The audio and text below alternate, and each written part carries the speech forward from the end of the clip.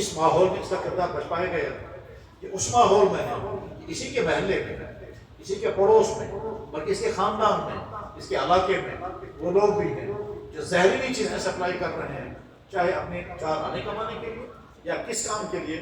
اس زد میں یہ نوجوان ہے، یہ اس زد میں نوجوان ہے کہ رات کے اندھیرے میں کمرہ بند کر کے پھر یہ جب کھولتا ہے نہ جانے کیا کیا دیکھتا ہے، کیا کیا سنتا ہے، کیا کیا پڑھتا ہے. اس کے بعد جو صبح کو اٹھتا ہے خواب دیکھتا ہے مجھے میرا کیریئر اچھا ہونا چاہیے. یہ خواب دیکھتا ہے کہ میری جوانی بیدار رہنی چاہیے.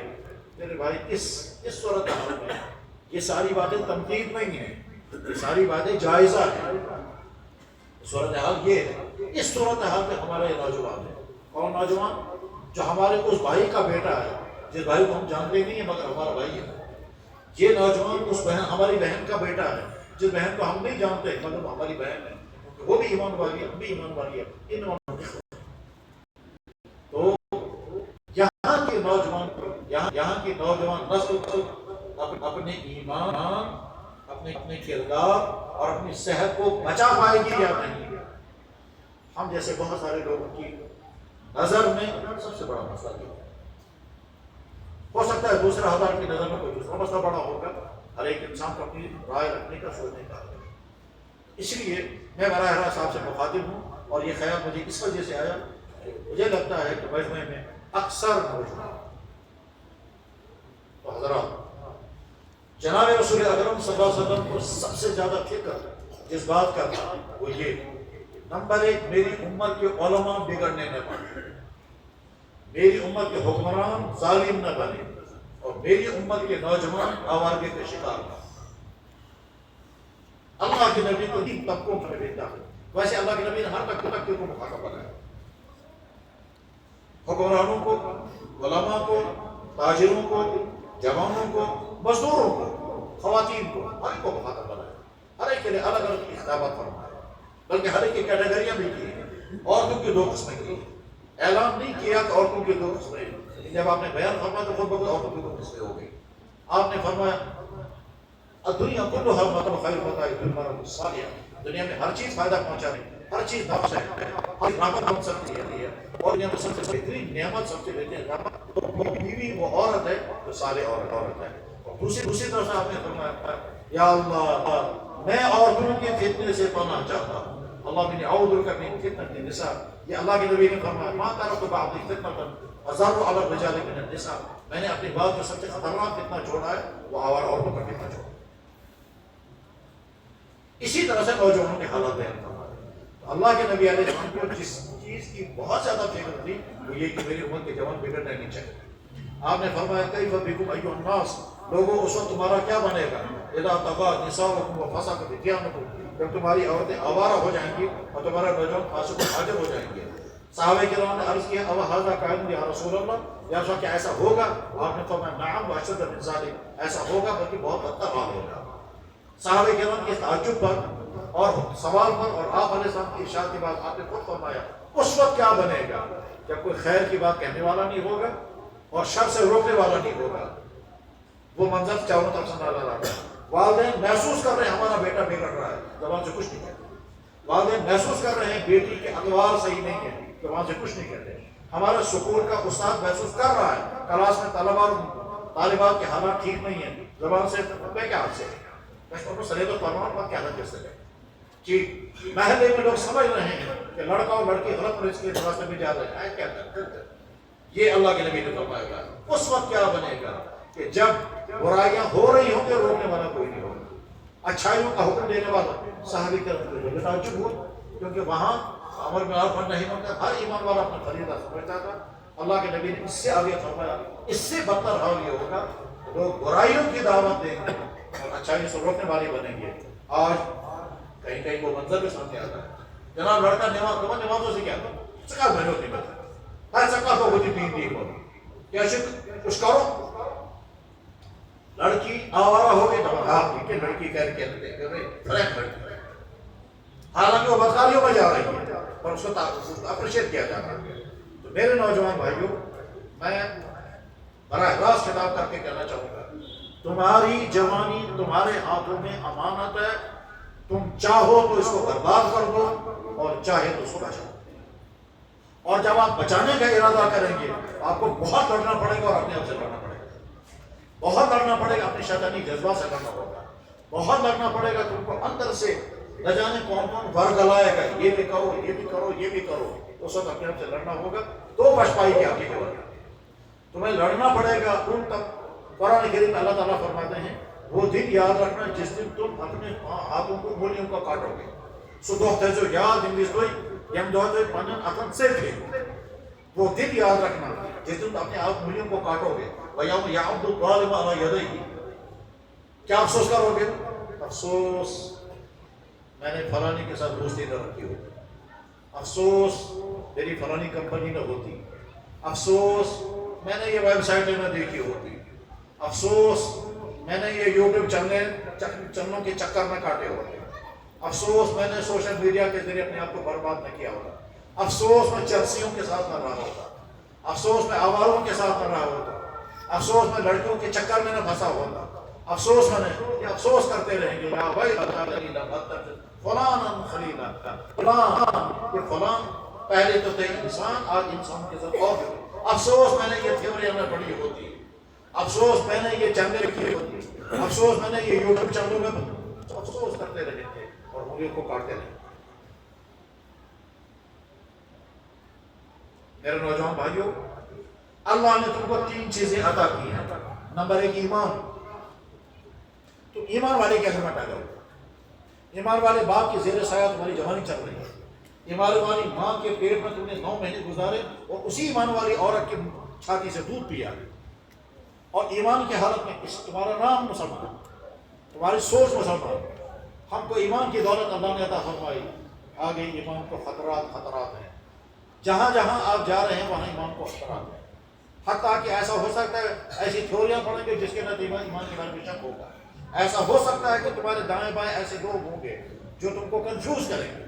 ایسا ہو سکتا ہے کہ تم نے کہیں ایتھیسٹیوں کی، کہیں اگناسٹیوں کی، کہیں ملحدوں کی سطحی باتیں سنی اور پڑھی اور کہا اس چیز سے مانو پتا کیونکہ ہال کون رچن ڈا کے دے کچھ دے کچھ. اللہ دے دیا سارے کافر ہو جائیں، دفع ہو جائیں، اللہ نئی قوم کے سامنے داخل کر. پھر کیا ہوا؟ وہی بغداد جہاں ایک بھی کافر نہیں تھا، وہی بغداد فنا ہو گیا، ختم ہو گیا تھا. اور کن کے ہاتھوں؟ ہلاکو خان اور ہاتھوں کے جیسے لوگوں کے ہاتھوں فنا ہو گیا، برباد ہو گیا تھا. 20 لاکھ کی آبادی ختم کر دی تھی، 14 لاکھ یا 16 لاکھ باہر دیے تھے، باقی دوروں میں چھپ گئے تھے. اور بعد میں اللہ نے دوسرا نظارہ دکھایا، جنہوں نے ختم کیا تھا ان کو اللہ نے اسلام کی دولت پسند.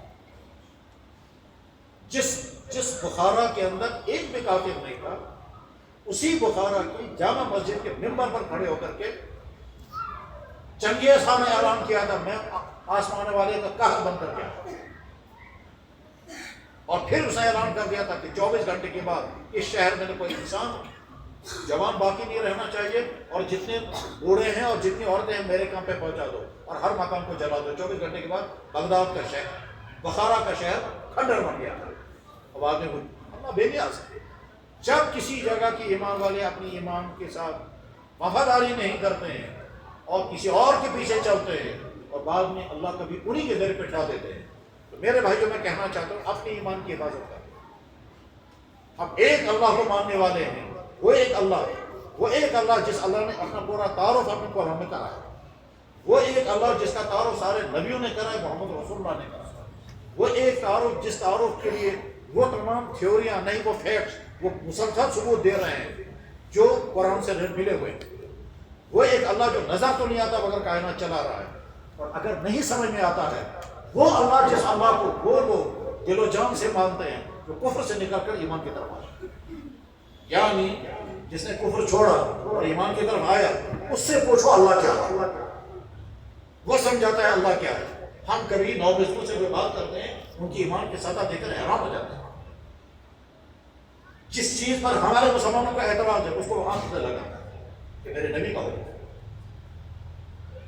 تو گویا ان سے پوچھو اللہ کیا ہے، قرآن سے پوچھو اللہ کیا ہے، ان سائنسی حقائق سے پوچھو اللہ کیا ہے جو سائنسی حقائق اعلان کر کے کہہ رہے ہیں اگر خدا نہ ہوتا تو یہ نہیں ہو سکتا. یہ ہم ایک اللہ کو ماننے والے. اگر اللہ کی ذات کے بارے میں کہیں کنفیوژن آ گیا، چاہے کسی انسان کی طرف سے آئے، چاہے کسی ویب سائٹ کے ذریعے سے آئے، چاہے کسی آرڈر کے ذریعے سے آئے، چاہے کسی دھوکے کی وجہ سے آئے، چاہے تم نے کوئی کتاب پڑھی جہاں سے بھی آئے، یا خود بخود اندر سے پیدا ہو گیا، اندر سے پالنا نہیں اسے، کسی اچھے عالم سے ملو، کسی جاننے والے سے ملو، انتخاب صحیح کرنا، عام عالم سے نہیں، کسی صاحب فکر اور اس فیلڈ کے آدمی سے ملنا، اور اس کے بعد اپنا کنفیوژن کے سامنے رکھو۔ اس لیے کہہ رہا ہوں ابھی کل جمعے کا دن، یہ کل سنجر کا دن تھا، کل صبح 7، 8 یا 9 بجے ایک شخص مجھے ملا جس نے اپنے خاندان کا تعارف کرا ہے، میں فلاں دیندار خاندان کا ہوں، میں فلاں علمی خاندان کا ہوں، اور اس وقت وہ بولتا تھا اور فخر کے ساتھ بحث کر رہا تھا، 3 گھنٹے تک وہ لڑتا تھا، ایک طرف سے خاندان کا دکھا رہا تھا میں فلاں خاندان کا ہوں، اور فلاں نے میرے حساب سے انہوں نے یہ کام کیا اور وہ اس طرح سے کرتے تھے اور یہ انہیں دین پھیلایا، اور آج اس وقت بولتا تھا اور بحث نہیں کر رہا۔ غرض یہ کہ اس صورتحال کے اندر ہر نوجوان دل کے اندر یہ کر کے رکھے کم سے کم میرا ایمان مجھ سے چلنا نہیں چاہیے۔ جب آپ گھروں سے باہر جائیں گے پڑھنے کے لیے، جاب کے لیے، وہاں آپ کو خطرات ہی خطرات ہوں گے، وہاں بہت پھسلن ہے، وہاں لوگوں کا خطرہ ہے، وہاں اپنے ایمان کو بچائیں گے۔ اللہ کے ذات کے بارے میں جو عقیدہ قرآن نے بیان فرمایا اسے عقیدے پر چلنا ہے، اس میں کنفیوژن کہیں ہو جائے کسی عالم سے ملو۔ اللہ کے نبی کے ذات اقدس کے بارے میں اللہ نے اور نبی نے جو کچھ بتایا اس کو آنکھ بند کر کے مان کر چلو، اس میں کہیں سوال پیدا ہو جائے، کہیں کنفیوژن آ جائے، سیرت کے کسی بھی واقعے کے بارے میں کنفیوژن ہو جائے، کسی جاننے والے عالم سے ملو۔ مجھے یاد ہے جب میرے پاس ایک صحیح لڑکا آیا اور صحیح لڑکے نے جب سوالات کیے تو میرا جی چاہتا تھا کہ اس کا گلا توڑ دوں۔ صحیح لڑکا جب اسے سوالات شروع کیے تو میرا بار بار جی چاہتا تھا اس کا گلا میں گھونٹوں گا، لیکن میں نے ارادہ کیا کہ میں سمجھانے کی کوشش کروں گا۔ آپ کہیں گے اس نے کیا ایسا سوال کیا تھا؟ یقیناً اگر میں وہ سوال دہراؤں گا آپ کے ایمان کے اندر بھی تھوڑی سی چوپش آ جائے گی کہ یہ سوال ناقابل برداشت ہے۔ میں مثال بتاتا ہوں اس نے کیا سوال کیا، میں وہ سوال نہیں، اس سوال کی مثال دکھاتا ہوں۔ ایک لڑکا ہمارے پاس آتا ہے، وہ کہتا ہے جناب میں شادی شدہ اور اللہ نے بہت اچھی بیوی دی ہر اعتبار سے، مگر میری والد کی نظریں میری بیوی پر غلط پڑ رہی ہیں۔ اس والد کے بارے میں دل میں کتنا غصہ آئے گا؟ ٹھیک ہے، اب یہ لڑکا نہیں کہہ رہا ہے، تیسرا آدمی کہہ رہا ہے، کہہ لگا فلاں آدمی جانتے ہیں؟ جی ہاں جانتے ہیں، اس کے بیٹے کو بھی جانتے ہیں، کیا ہم سے بھی جانتے ہیں، اس کے بیٹے کی شادی اسی بات نے کرائی بڑے شوق کے ساتھ، بہت اچھا۔ یہ لڑکی مانتی نہیں تھی میں اس سے نکاح کروں گی، مگر اس باپ نے زبردستی کہا کہ تمہیں ماننا پڑے گا اور نکاح کرا دیا۔ ٹھیک ہے، نکاح کرا دیا۔ اب آج صورتحال یہ ہے کہ وہ باپ اس بیٹی پر بلند نگاہ رکھے ہوئے ہے اور وہ یہ چاہتا ہے میرا بیٹا اس کو طلاق دے دے، میں نکاح کروں۔ اس مرد کے بارے میں آپ کے خیالات کیا ہوں گے؟ اس مرد کے بارے میں کیا خیالات ہوں گے؟ یہ سوال وہ کر رہا ہے جناب رسول اکرم صلی اللہ علیہ وسلم کے بارے میں۔ واقعہ کیا دکھایا ہے؟ حضرت زید بن حارثہ کا اور حضرت زینب کا واقعہ۔ میں سمجھ گیا یہ کیا کہہ رہا ہے، غصہ تو آئے گا، اور صحیح زیادہ لیکن شریف، کنفیوز تھا لیکن شریف تھا، کنفیوز تھا لیکن پھر سمجھنے کی فکر تھی۔ اب جب اس کو 1 گھنٹے تک میں نے پورا واقعہ ایکسپلین کیا ایک دم اس کو آنکھوں میں آنسو آ گئے، کہنے لگے میں نے آج تک تو یہ سمجھا تھا کیونکہ مجھے بتایا گیا تھا کہ بس یہ مثال دکھا رہا ہوں، ایسی بے شمار مثالیں ہیں، تو نہ جانے کہاں کہاں تم کو کیسے کنفیوز کرنے والے آئیں گے۔ وہ لڑکا آج بھی جب مجھے ملتا ہے مجھے کہتا ہے وہ رات میرے لیے بڑے دین کی رات تھی، جس رات آپ نے مجھے، میں نے اس طرح بولا تھا اور آپ نے اس طرح مجھے سمجھایا تھا۔ جب بھی کبھی ملتا ہے کہتا ہے وہ رات میری بڑی قیمتی تھی، جس رات میں سید زیادہ ہو کر کے مرتد ہو گیا تھا، عیسائی بن گیا تھا، اور میں واپس آ گیا، اسی رات میں میرے سوالات، اس ایک سوال نہیں تھا حضرت عائشہ کے بارے میں، ازواج مطہرات کے بارے میں، حضور کی ذات اقدس کے بارے میں، قرآن کریم، اور وہ سارے سوالات ہوتے جو وہ باتیں والے نوجوانوں کو کنفیوز کرنے کے لیے سوالات پیدا کرتے ہیں۔ میرے کہنے کا مطلب یہ نوجوان بھائیوں، ہو سکتا ہے تمہیں کہیں کسی ایسے ماحول سے سابقہ پیش آ جائے جہاں تم کو کنفیوز کرنے والے کنفیوز کریں گے، تھیوریاں سامنے آئیں گی، یوٹیوب چینلوں کے ذریعے سے، کتابوں کے ذریعے سے۔ ایک ادارے میں نوجوان مسلمان لڑکوں کا ہاسٹل ہے، وہاں وہ گئے تھے کلاسوں میں یا رات کو وہاں میس میں کھانا کھانے کے لیے گئے، واپس آئے تو ان کی ٹیبل پر کتابیں رکھی ہوئی تھی، کتاب کا نام تھا خدا گئی، اور وہ کتابیں تقسیم ہوئی ہیں۔ اب ظاہر ہے یہ کتابیں جب پڑھیں گے تو کنفیوز ہو جائیں گی، کیونکہ اللہ کی ذات کے بارے میں معلومات ہے ہی نہیں۔ اللہ کی ذات، اللہ کے نبی کی ذات، مرنے کے بعد کی زندگی، یعنی جن چیزوں کو ہم اسلام کی بیس مانتے ہیں، جس میں صرف ماننا ہے، ہم مانتے ہیں کائنات کا خالق ایک، ہم مانتے ہیں محمد رسول اللہ نبی، ہم مانتے ہیں ساری کائنات کے لیے محمد رسول اللہ نبی، ہم یہ مانتے ہیں محمد رسول اللہ خاتم النبیین، ہم یہ مانتے ہیں حضرات صحابہ کرام اس کائنات میں نبیوں کے بعد سب سے مقدس ترین مخلوق، اور جو کارنامہ صحابہ کرام نے انجام دیا وہ دنیا کے کسی نبی کی کسی امتی نے انجام نہیں دیا، وہی صحابہ کرام، وہی صحابہ کرام۔ اللہ کے نبی نے جب دنیا سے رخصت ہو گئے ہیں تو اسلامی مملکت 10 لاکھ مربع میل تھی، صدیق اکبر کے زمانے میں 12 لاکھ مربع میل بنی، فاروق اعظم کے زمانے میں 27 لاکھ مربع میل بنی، اور عثمان غنی رضی اللہ عنہ کے زمانے میں 34 لاکھ مربع میل بنی۔ صحابہ کرام کا کارنامہ ہے، ملکوں تک اسلام اگر پہنچا ان صحابہ کرام کے ذریعے، ان کی عظمتیں ہمارے دلوں میں، ان کے کاروں میں۔ انگریز مصنف لکھتا ہے کہ محمد نے جیسی نرسری کی ٹیم کھڑی کی ہے، کاش ایسی نرسری کی ٹیم ہمارے عیسیٰ کے ساتھ ہوتی، ہم نے ساری دنیا کو عیسائی بنایا ہوتا۔ پھر خود ہی لکھتا ہے پر ہمارے پادری اور ہمارے حواری تو ایسے تھے، عیسیٰ کو پھانسی پر چڑھانے لگے وہ واقع تھے، اور مسلمانوں کے نبی کا معاملہ یہ تھا کہ جب وہ تھوکتا تھا تو صحابہ کرام تھوک اپنے جسم پر بنتے۔ ایسی قربانی دینے والا، ایسی محبت کرنے والا دنیا میں کسی کو نہیں ملا جیسی محمد صلی اللہ علیہ وسلم کی شخصیت بھی ایسی محبوب تھی اور صحابہ کرام بھی ایسی۔ وہ تو محمد رسول اللہ کی محنت اور ان کی محنت کا سب سے خوبصورت ثمرہ جو تھا صحابہ کرام کے متعلق ہمارا عقیدہ یہ ہے، مرنے کے بعد زندہ ہونا طے ہے۔ قرآن آخری اللہ کی کتاب ہے، باقی کوئی کتاب اوریجنل نہیں ہے، نہ تورات نہ انجیل نہ باقی کتاب ہے۔ اوریجنل اصلی حالت میں کتاب صرف قرآن ہے۔ اس میں کہیں ڈاؤٹ ہو جائے پوچھو کسی سے، ڈھونڈو عالم کو جو صحیح طور پر تم کو سمجھا سکے۔ اور اسلام کی اس کو کہتے ہیں ایمانیات۔ آمنت باللہ، ہم اعلان کرتے ہیں کائنات کا خالق والد ایک، ہم اعلان کرتے ہیں اللہ اپنی ذات و صفات کے بعد سے بات لا شریک، ہم شرک کے نفی کرتے ہیں، ہم اعلان کرتے ہیں محمد رسول اللہ پوری کائنات کے نبی بن کر کے آئے ہیں، وہ محمد رسول اللہ جن کا ذکر جمیل تورات میں، انجیل میں، ویدوں میں، شاستروں میں موجود ہے۔ تمہاری کتابوں میں لکھا ہے محمد رسول اللہ صلی اللہ علیہ وسلم کے وہ تمام اوصاف و کمالات جن کے تم مخالف ہو۔ تمہارے لوگ کہتے ہیں کہ صاحب کلکی اوتار اگر ہے تو یہی ہے، جگت گرو اگر ہے تو یہی ہے، آمنہ سے پیدا ہونے والا بیٹا یہی ہے جو ہماری کتابوں میں لکھا ہے۔ ہم محمد صلی اللہ علیہ وسلم کو نبی، خاتم النبیین، آخری نبی مانتے ہیں۔ حضور کے بعد نہ کوئی نبوت ہے نہ کوئی امامت ہے، حضور نبی ہے اور آپ کے بعد خلافت ہے، اور خلافت اسلامیہ صدیق اکبر سے شروع ہوئی، خلافت اسلامیہ فاروق اعظم سے آگے چلی، خلافت اسلامیہ حضرت عثمان اور حضرت علی کے آگے چلی، خلافت اسلامیہ حضرت عثمان رضی اللہ، حضرت حسن رضی اللہ عنہ پر خلافت راشدہ مکمل ہو گئی۔ اس کے بعد صحابہ کرام نے آگے کارنامے انجام دیے، ملک تک اسلام پہنچائے۔ اپنے ایمان کو بچانا، کہیں کسی کنفیوژن کے شکار نہیں ہونے کا نمبر 1۔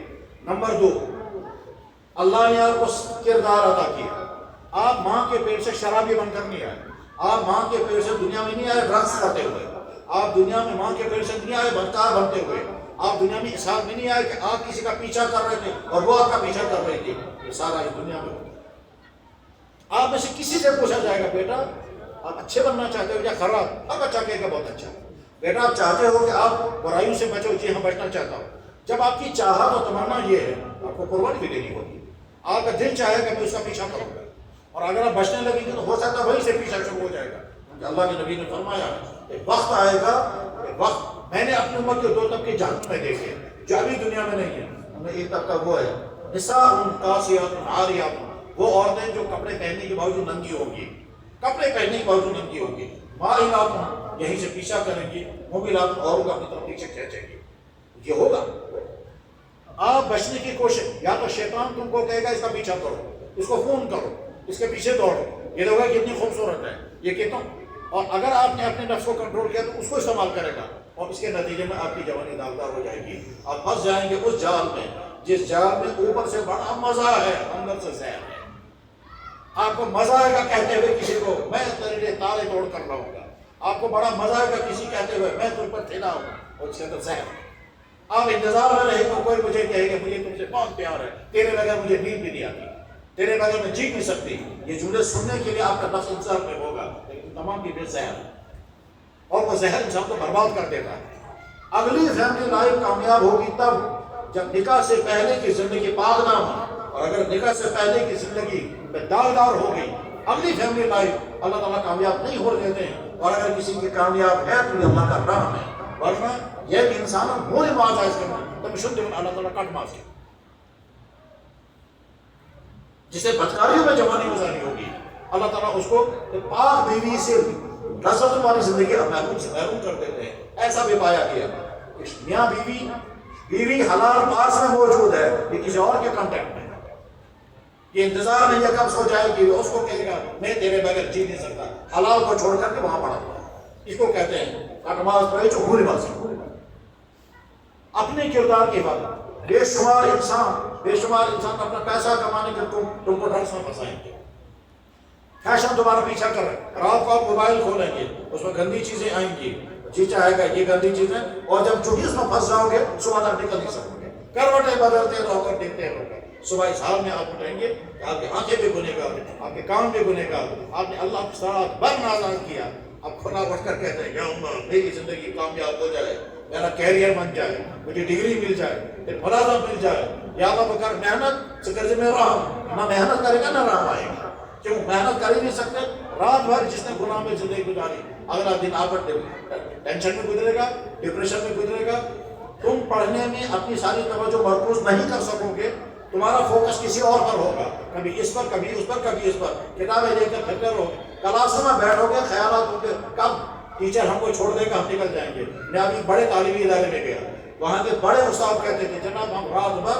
تیار کر کے آتے ہیں، لڑکے بیٹھتے بھی نہیں، وہ باہر پھرتے رہتے ہیں، اور ساتھ میں کہا اس نے یہاں کشمیر میں مشہور ہے کالجن میں جنگا میں کول کوٹ کٹ، بس 3 کول جمع ہے، لڑکا ہوگا لڑکی ہوگا درخت کے بیٹھے، اس کے بعد امید رکھیں گے ہماری زندگی کامیاب نہیں۔ اپنے کردار کی حفاظت کرنا، چرس سے، سگریٹ سے، آوارگی سے، ڈانس سے، میوزک سے، ان تمام سے اپنے آپ کو بچا لیا آپ کا کیا، یعنی جس دن آپ کا نکاح ہوگا آپ کی حالت یہ ہونی چاہیے آپ بالکل آپ فخر کے ساتھ اپنی بیوی سے کہہ سکو گے نہ میرے موبائل میں کسی کا نمبر ہے، نہ میرے کانٹیکٹ میں کوئی ہے، نہ میں نے کسی کا فوٹو رکھا ہے، نہ میں کسی کے ساتھ ویڈیو کالنگ میں ہوں، نہ میرا کوئی عاشق ہے، نہ میرا کوئی معشوق ہے، میں نے تو اپنے آپ کو ہولڈ پر رکھا اس انتظار میں جس دن میرا نکاح ہوگا میری ساری محبتیں اس کے لیے ہیں، اور پھر تم کہہ سکتے ہو اس وقت اپنی ہونے والی بیوی سے مجھے امید ہے کہ تم بھی ایسے پاک دامن ہوگی جیسے میں پاک دامن ہوں۔ اگر آپ یہ کہنے میں کامیاب ہو گئے اس کا مطلب یہ ہے کہ آپ نے اپنی جوانی کو کانٹوں سے گزار کر دیا تھا، اور یہ آسان نہیں۔ تیسری بات، اللہ نے آپ کو صحت عطا فرمائی، دیکھنے کو آنکھیں، سننے کو کان، بولنے کو زبان، فریش جوانی۔ اگر تم نے گندی چیزیں کھائیں، اگر گندی حرکتیں کی، اگر بیوقوفی کے کام کیے، جوانی صحت کے اعتبار سے برباد ہو جائے گی۔ بہت ساری وہ چیزیں جو مارکیٹ میں کھائی جا رہی ہیں پی جا رہی ہیں وہ آپ کی صحت کو تباہ کرنے والی ہیں۔ جب اللہ کے نبی نے فرمایا اپنے ہاتھوں سے نکاح کرنے والے پر لعنت، میں کہوں یہ ملعون ہوں، اگر یہ نوجوان لڑکا اس مرض میں مبتلا ہے آگے چل کے نامرد ہوگا۔ علماء کے سامنے شاید آتا ہوگا مگر کم، مفتیوں کے سامنے زیادہ کیس آتے ہیں۔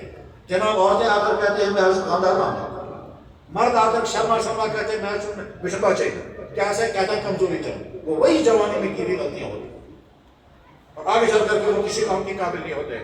جناب کشمیر کی پچھلی تاریخ میں اتنے نامات نہیں تھے جتنے آج، کشمیر کی پچھلی تاریخ میں اتنی کڈنی فیلئر نہیں تھے جتنے آج، اس کے کئی وجوہوں سے وجہ ہے۔ اپنی صحت کی حفاظت کرو، بہت ساری چیزیں جو مارکیٹوں میں کھانے کی ہم سے اوائڈ کرو، یہ چپس، یہ کارگیٹ، یہ چپس، یہ چاکلیٹ ہے، یہ آئس کریم ہے، یہ کولڈ ڈرنکس، یہ تمام ان دشمنوں کے ہیں جو دشمن ہمارے پیسے سے ہمارے بھائیوں کو خون بہاتے ہیں۔ ہم یہاں سے کریں گے لعنت، ادھر سے انہیں کا بزنس آگے چلاتے ہیں اور صحت کا نقصان الگ۔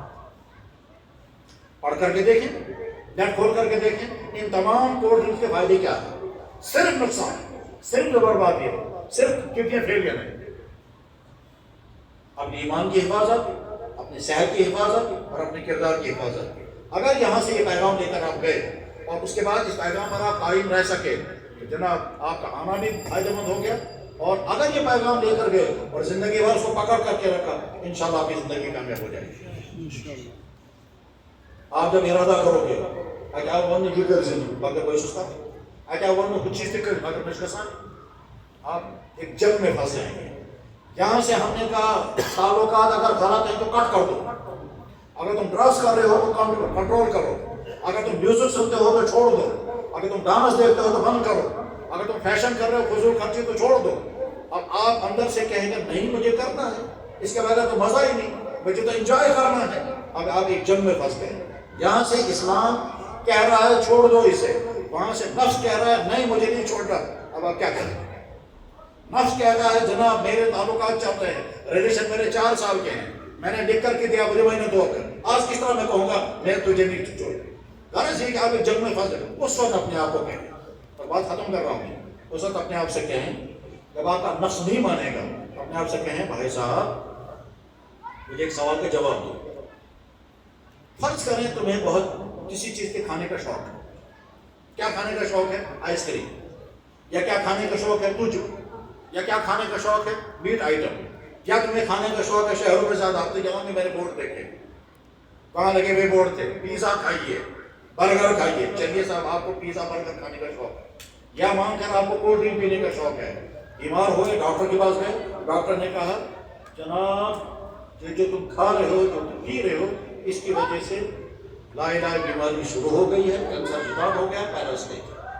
آپ کا لیور ڈیمیج, کینسر اسٹارٹ, پہلا اسٹیج ہے. اگر کنٹرول کرو گے تو ٹھیک ہو جاؤ گے, دوائی دوں گا. اگر کنٹرول نہیں کرو گے تو اس کا علاج نہیں ہے. کل آج فرسٹ اسٹیج, کل کو سیکنڈ, تھرڈ, فورتھ, لاسٹ, اور ایسا آپ کام جائیں گے. اور کام جانے کے بعد اسی وقت کہیں گے مکمل ہے, اور دوائی لیں گے اور وہاں سے نکلیں گے. اس کے بعد آپ کا دوست کہتا ہے چلو جو پیزا کھانے, آپ کا دوست کہتا ہے چلو جو سگریٹ پینے, آپ کے گھر والے کہتے ہیں جلدی بات نیچے دعوت. ٹھیک, ڈاکٹر نے کہا تھا گوشت کھانا بند کر دو کیونکہ معدے میں کینسر اسٹارٹ. کوئی جوان کھانے کے لیے تیار نہیں ہوگا کیونکہ صحت کا مسئلہ ہے.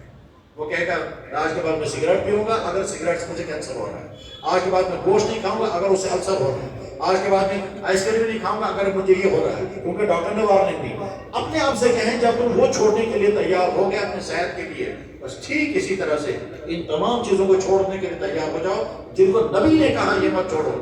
اگر اس سے تم بچنے کے لیے تیار ہو جاتے ہو, اس سے بچنے کے لیے بھی تیار ہو جاؤ. اپنے آپ سے پوچھو بان سے, اگر سے ڈاکٹر بیان کرنا ہے فلانی چیز چھوڑ سکے سے مان کا اندر والا نفس کے کہتے ہیں چل مجبوری, تو جواب ایک اس سے زیادہ مجبوری کیا ہے. اگر وہ تم نے نہیں, اگر وہ تم نے کھایا تو کینسر ہوگا, کینسر ہوگا, مرو گے اسی ٹائم جو ٹائم اللہ نے دیکھا ہوگا, اس سے پہلے نہیں مرو گے. اور اگر تم نے یہ چیز کی تو اس کے بعد پھر تو مجرم بنو گے, تم فاسق بنو گے.